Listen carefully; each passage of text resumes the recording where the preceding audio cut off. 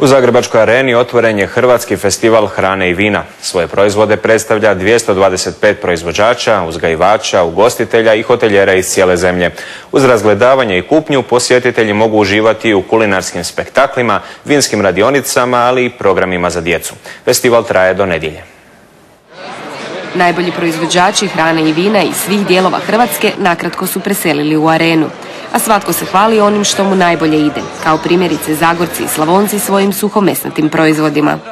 Bez čvaraka nema ništa, jel? Tu je kulenova seka, imate bijelu slaninu, suhi vrat, suhi kare, švarglu, dimljene nogice. To su domaći zagorski štrukli, domaći kruh zagorski, pa imamo domaće čvarke. A možete kušati razne vrste sira najboljih proizvođača s otoka Paga.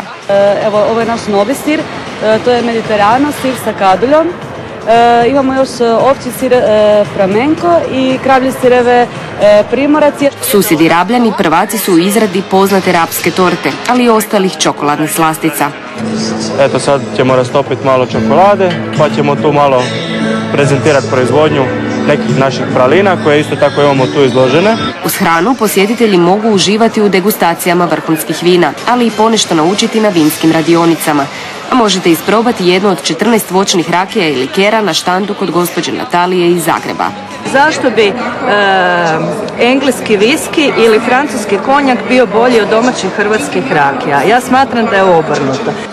U sljedeća 3 dana festival nudi i razne kulinarske radionice, natjecanja, ali i radionice za djecu. Cijena ulaznice je 40 kuna.